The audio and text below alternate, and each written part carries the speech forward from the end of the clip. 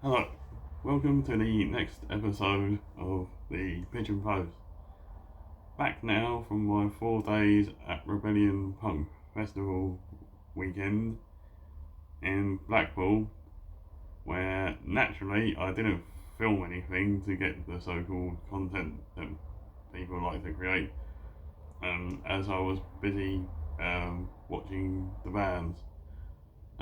It was my busiest one to date over the years, as there was less drinking in the bar and more watching bands.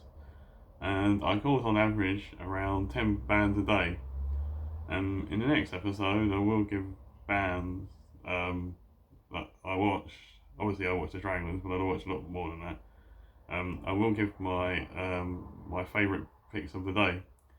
Uh, this episode is about um, the one piece of merchandise I picked up.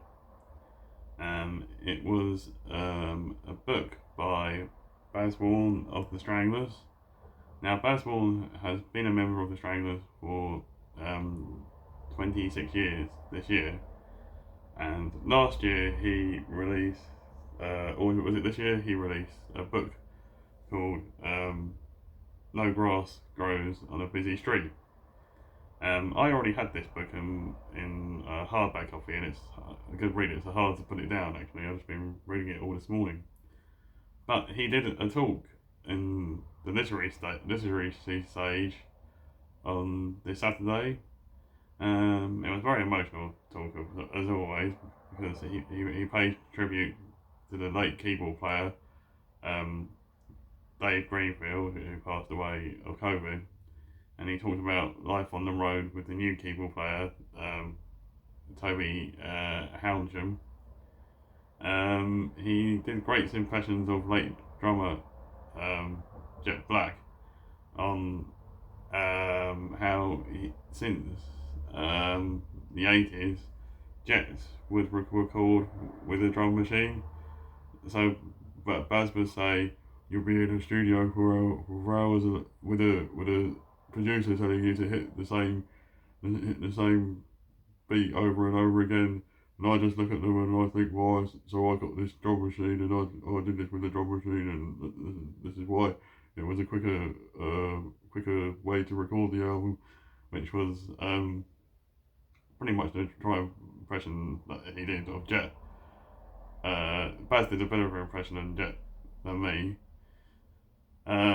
When I met Baz, I obviously corrected him and said the last album Jet played live drums on was the Stranglers' 1995 album, About Time, which Baz said to me, are you sure about that? And my name on the Burning Up Time forums was Pigeon. I should clarify this information. There was this racing game called Grand Prix Legends in the 90s, and my friend was called the Mad Duckman on it, and I was just my name, Adam Salem. They knew we were friends in the forum, and they said you have to have an animal name. Uh, I was looking out the window of the then house we were living in, and a pigeon just flew into it, and it was sort of like committing pigeon suicide, and it just sort of like went down the window. So I looked at my friend and I said pigeon, and he just typed pigeon on the keyboard. So everything on the internet, sort of like the Grand Prix Legends chat rooms before we had a race, the Stranglers forums, everything was pigeon, and it's not pigeon English, which is probably the reason why they think about it. But the name is actually Adam, but that's the story about how I became the pigeon. But anyway, I digress. Back to the story with Baz. After doing the impressions of Jet, he gave a story about how he extended an olive branch to Paul Roberts, the former singer of the Stranglers, 3 times in a row, and it's been 20 years since the pair of them have spoken, and I think he's given up with that one.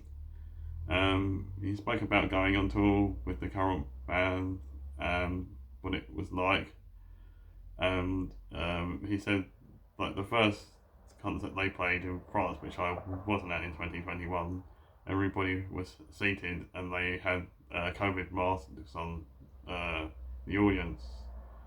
I actually had COVID then myself, so I wasn't allowed to leave the country, but did plan to go to 3 gigs on that tour, but it just didn't happen. However, I was at the first gig they played in 2022 with Toby in the lineup at the Lincoln Engine Head on the final full tour they called it, of which I did 14 dates on that tour out of 20 odd. So it was an interesting tour. He gave like a snippet to the new album and said, "We're working on lots of quirky material right now, but because JJ lives in the south of France, Jim, the drummer, he lives in the West Country, Baz lives in Leeds, and Toby lives down south, I think in Berkshire somewhere." He said it's hard just to get together and write material. They actually haven't begun working on anything as such yet as recording. But with the advent of the internet these days, you've got emails and they email snippets of pieces together. But it's just trying to find the time to write the album. This is the hardback version of the book I got out. And this was back in March. I went to a show he did, a talking show, and he did play 6 songs, and he did a talk. I must admit I did enjoy the talk in Blackpool a lot more. But it's basically his diaries in the band, and you get a few pictures. This is it here. No grass grows on the busy street, his time in the band. And it's as in chapters we go on, like this is the first chapter. Where to begin? So some of my favourite ones are his album diaries. I enjoy those ones, and he gives tour diaries, like French tour diaries from 2000s, 2004s, and it's just he just gives album track by track reviews, and this one, the Sweet 16 one, was a particular interesting read, and that's the album that they fell out with Paul Roberts on, and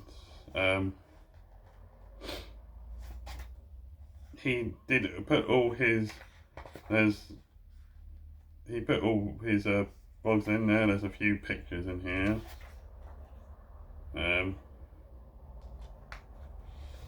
The pictures are nothing we haven't seen before. There's some pictures of when they played Glastonbury in 2010. There's a Baz and Jet there. And some more pictures there of the band working on materials.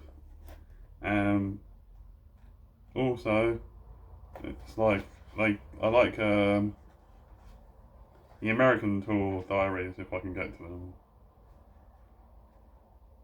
Yeah, there we go. Where's the American tour? This is the French tour. But you get the gist of it. It's like here we go.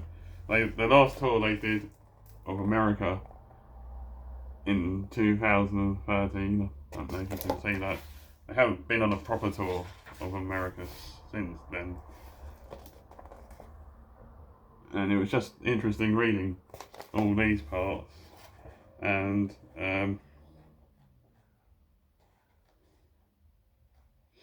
they did one about 10 years of the Norfolk Coast album, and I did 6 dates on the Ruby anniversary tour of 2014. And it's just a really good read. It's hard to put it down, really. And he gives like a present day update of what he thinks about it going back to it now. And I do believe he's gone to 26 years in the band now, because he joined in May 2000, I believe. So this book is 25 years in the Stranglers, as it was 25 years when he joined the band, and he's been singing since 2006. He's been singing for 20 years in the band, and he just played guitar on the side of the band. But I bought the paperback version, my one and only bit of merch at Rebellion Festival, and he calls me Pidge now, so I thought I'd give the reason why I'm called Pigeon. But he actually signed it Pidge as Warne there, so it was well worth spending the money on again. But this is I didn't realise they made the paperback, they made the hardcore back copy edition of it, and they made the paperback version of it. This one's easier to read actually, as that one's a little bit bigger. If you're a Stranglers fan and you haven't got this book already, give Baz £25 of your money, as he fully deserves it for his time in the band, and it's a really good read. Not just saying that, just being a fan. But if you haven't got this book, Baz Warne, No Grass Grows on a Busy Street, which I assume a lot of you have by now, I strongly advise on you to get it.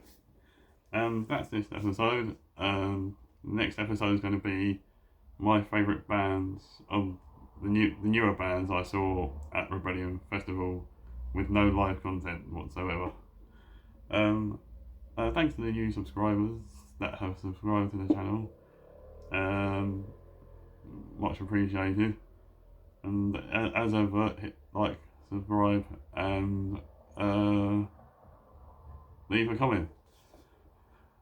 Next episode will be Rebellion Festival review.